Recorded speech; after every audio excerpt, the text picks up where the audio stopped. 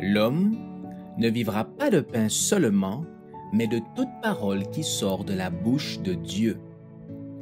Voici votre moment de méditation quotidienne.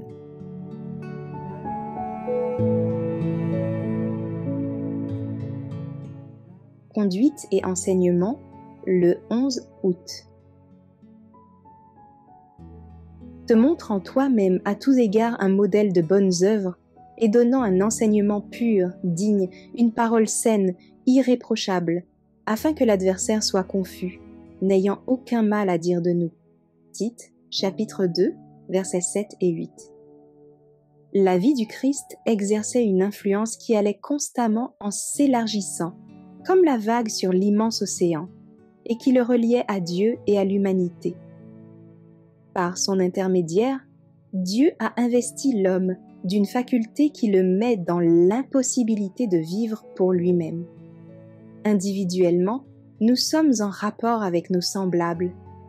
Nous faisons partie du grand univers de Dieu et nous sommes sous le poids d'obligations mutuelles.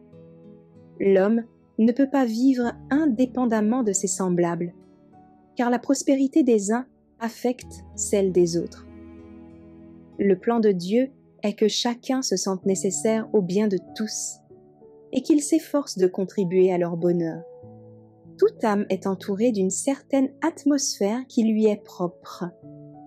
Consciemment ou non, tous ceux qui nous côtoient en subissent les effets.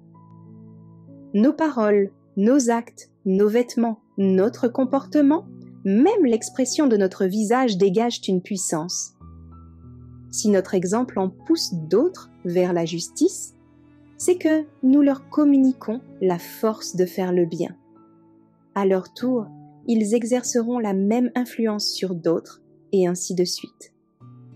Des milliers d'âmes peuvent ainsi être appelées à bénéficier de notre influence inconsciente. Le témoignage silencieux d'une vie consacrée, sincère et désintéressée possède une puissance presque irrésistible. En manifestant dans notre vie le caractère du Christ, nous travaillons avec lui au salut des âmes. Ce n'est que par l'identification de notre vie avec la sienne que cette coopération est possible. Plus étendue sera notre influence, plus nous pourrons faire de bien.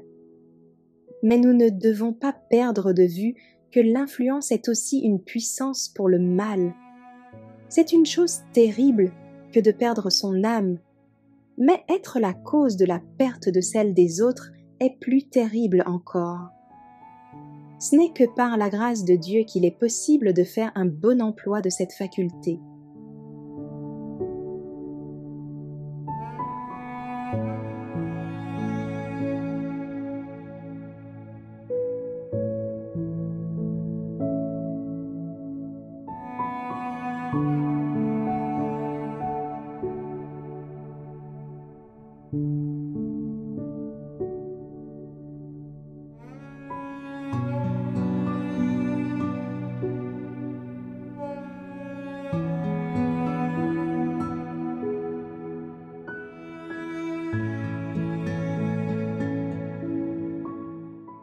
Merci d'avoir écouté cette présentation. Assurez-vous de nous rejoindre demain pour votre moment de méditation quotidienne avec lereste.org.